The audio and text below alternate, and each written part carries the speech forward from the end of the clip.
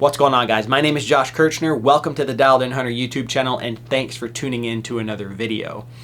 Today what I wanted to talk about is hinge releases, and more specifically how to operate a hinge release. What I mean by operate a hinge release is what do we do to that hinge release to get it to fire. Other releases, index style releases, there's the trigger, thumb button, you have a button. A hinge release though operates on rotation. So what do we do? What is the best way that we can set ourselves up for success in accuracy, both on the archery range and in the field, in order to get that hinge release to fire? So I'm going to give you my 3 favorite methods of getting a hinge release to fire.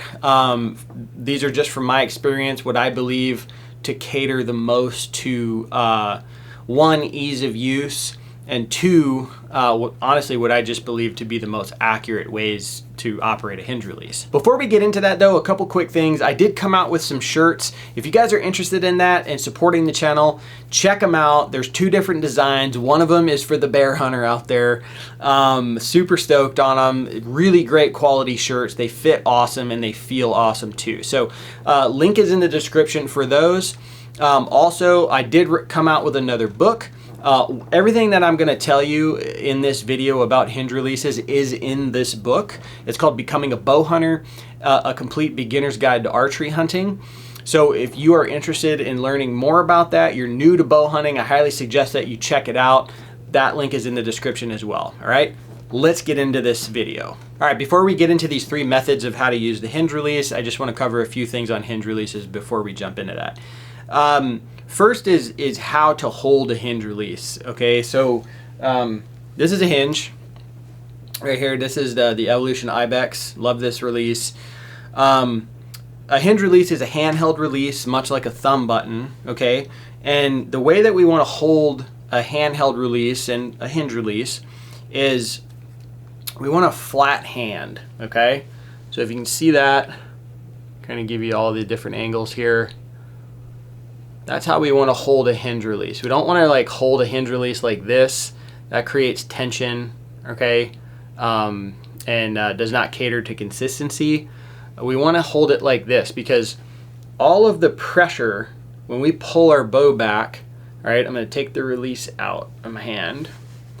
All of the pressure is right here when we pull the bow back. So that's a nice flat area for the release to sit up against, and it caters to anchor points, which I'll get into in a little bit. But that's what we want to do. We want to hold the release the same way every single time, and that's one of the keys to accuracy in archery in general.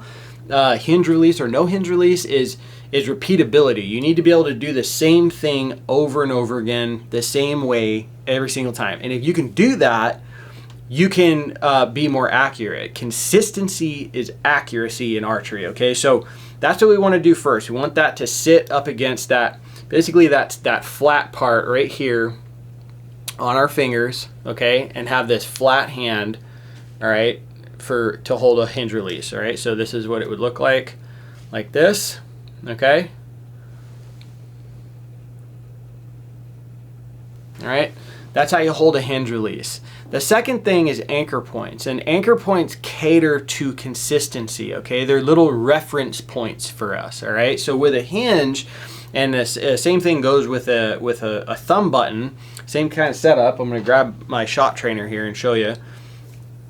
You wanna make sure that you're anchoring in the same spot every time. If you're not anchoring in the same spot, you're not gonna have consistent results downrange. So let's hook the release on here, and I'll show you how I like to anchor with a hinge release, and this is how a lot of people do it too. So basically we have our flat hand, right? So we're gonna bring our jawbone in between the first and second finger, okay? So those 2 knuckles right there basically sit my jawbone in between there, okay? And that's how I anchor. String is in the corner of my mouth. If I was actually at full draw, another anchor point would be the string would be on my nose right here, okay? So you're creating multiple points of contact to use as reference to make sure that you are at full draw in the same position every single time. Keep all this in mind if you're new to handheld releases, even with index style releases, like have anchor points, because those are going to help you be more accurate. And lastly, you want to make sure that your hinge is set to you. Okay, so how you like the hinge to be set. Now this can change as time goes on, right? Like especially if you're new to hinge releases, you might not know how to answer this question entirely. But things like on this one here, so this piece right here pivots. So I can put it like this more, I can put it back like this more. So it's just more of a comfort thing, like what is the most comfortable for you in order to hold that hinge release and feel good while doing it. So aside from how the release sits in your hand, adjusting the, the angle of the fingers and stuff like that, another setting to pay attention to, and again, this might come with time, you'll learn what you like more, is how hot or how cold the release is. And basically, in a nutshell, what that means is how quickly is the release going to fire from what we'll call 0, which is basically right when you get back to full draw and you haven't rotated anything, you haven't manipulated the position of the release at all. Okay, so I'll show you this real quick with a shot trainer. This release has 2 adjustments on it, which is really cool. So we're at 0, okay? So the first adjustment is going to be from 0 to the click right there. This click you more feel, you can't really hear this one. So there's the distance between 0 and the click, and then there's the distance between the click and fire, okay?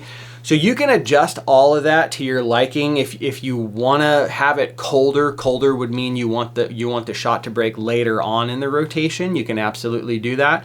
If you want it sooner, you can do that too. If you want to change the distance between the click and the fire to make it longer or shorter, you can do that as well. So just keep that in mind. There's a lot of settings out there, and it's okay if you don't know how to answer that right now. That's totally fine. You'll get the hang of it after you keep messing with these hinge releases. All right, guys, real quick, I'm going to interrupt myself here.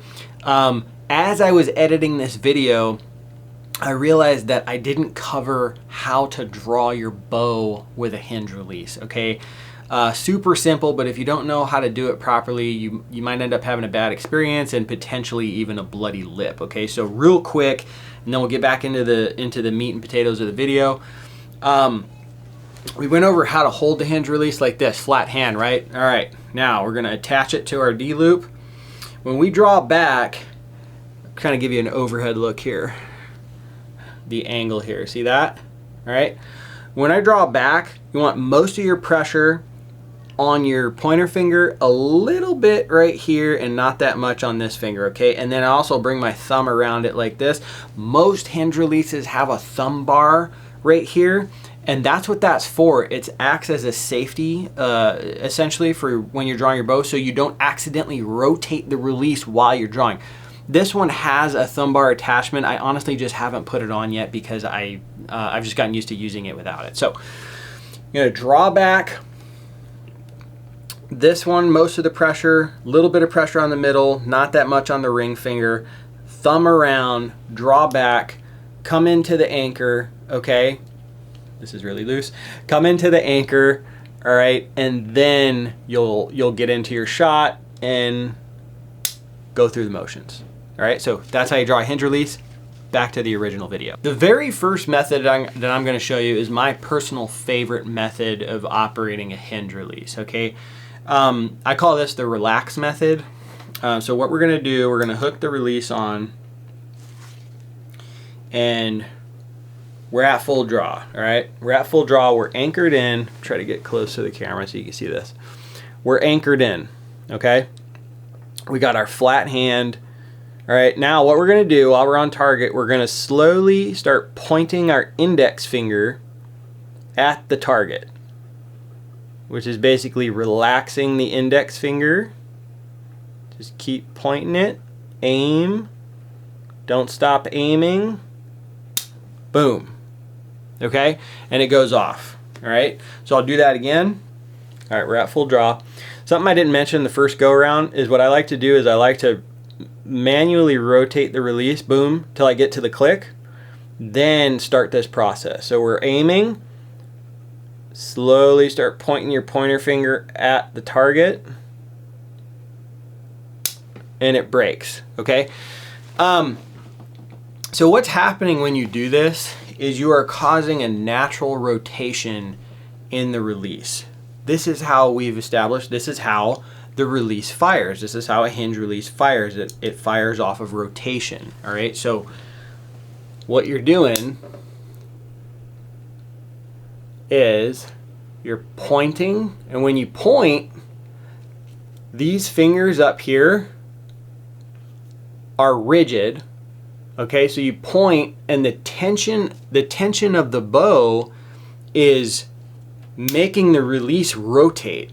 Okay, so you're pointing with this finger, these fingers remain rigid, and the release is naturally doing this when you do that, okay? Keep in mind while you're doing this, you do want to maintain back tension, okay? You want to maintain back tension while you're doing this. And that's going to help you also stay on target better. But we're at full draw, come into our click, and then we're maintaining back tension, and we're going to start rotating that release by extending our index finger, okay? So that's the first method. I really like that method because if you're just pulling, and some people like to do this, and it's totally fine if it works for you, do it, okay? But from what I've found, when you're pulling against these real hard back walls on these newer bows, it creates more shake with the pin down range, which from my experience, it just, I don't like that. It doesn't cater to accuracy as much, in my opinion. I want that pin to be as steady as possible. You're never gonna get it dead still, okay? But less shake to me is better. So all of these methods cater to that. So that's the first method, the relax method. The next method is very similar to the first. And by the way, all of these methods are accomplishing the same thing, okay? They are 3 different ways of making the hinge release rotate. That's all it is. The difference is what you think about and like how you go about doing it. But in all reality, the release is doing the same exact thing every single time. So this one is more of a pull-through method. We're at full draw, we're anchored, and we're gonna rotate into the click. Now, what we're gonna do, instead of pointing the pointer finger, we're gonna focus on the ring finger and the middle finger. And we're gonna focus on bringing those behind us, okay? We're gonna pull through with the middle finger and the ring finger, okay? And what that's gonna do, just like we've already established, is that is going to cause a rotation, okay? So with this one, we're focusing up here rather than here, okay? This remains rigid, pull through with these. Here's it up close, we're flat, into our click. Now I'm just gonna, it goes off pretty easy by doing that, okay? So again, at full draw, come into our anchor, click. Now I'm gonna focus on my middle finger and my ring finger, and I'm just gonna pull those behind me, all right? And that's gonna cause the release to break. The last method is basically just a rotation. Just being honest, this is my least favorite method of doing this, but everyone's a little bit different, and if this clicks for you, then run with it, do it, man. Okay, so what we're gonna do, we're gonna hook this on, we're at full draw, we're gonna come into our click, boom.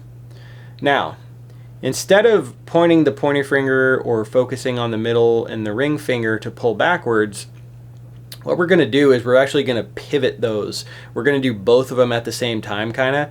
We're gonna release the index, but also pull backwards with the middle and the ring finger.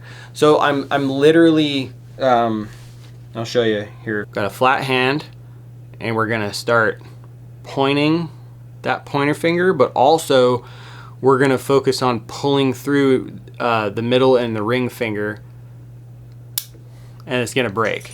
So all of these methods, man, everything I've laid out here is all just, it's all accomplishing the same exact thing, which is getting the hinge release to rotate. The only thing that's different is how you think about doing it, okay? So some people, like for myself, I really like just pointing my pointer finger, that just clicks in my brain more. I know plenty of people that pull through with their ring and their middle finger. That's how it clicks for them. And others just like doing that kind of manual rotation thing and getting the shot to break, okay? Every one of these, I think, creates less shakedown range, okay? Which is just gonna cater more to accuracy. So experiment with it. Go out there and see what works best for you. That's one of the beauties about this whole archery and bow hunting thing is there's no set rules on how to do anything, right? Like you find what works for you best and run with that and develop your own style. The methods I've laid out here are not the only ways to operate a hinge release. These are just the methods that have translated the best in my brain and resulted in more accuracy downrange. So if you have a method that you really like that I haven't mentioned here, drop it down below and let me know why. In the end, if you're consistent, consistency is accuracy. I've already said this, okay? But whatever method you can do the most consistent is probably going to be the best for you. That's going to give you the most consistent results, okay? So if you're interested in this release right here, this is, I've been shooting the heck out of this thing. I really like this. This is the Evolution Outdoors Ibex. Feels great in the hand. It's super fun to shoot. But the biggest selling point for bow hunters with this release is this right here. You can hang this right from your D-loop. It locks right on there. You can set it and forget it. Really great if you're hunting from a tree stand, ground blind, whatever. If you're spot and stalking, you can put it on your D-loop and it's ready to rock. It was made for bow hunters by bow hunters. So if you liked the video, please hit thumbs up. If you like the channel, please hit subscribe, and I'm gonna see you in the next video.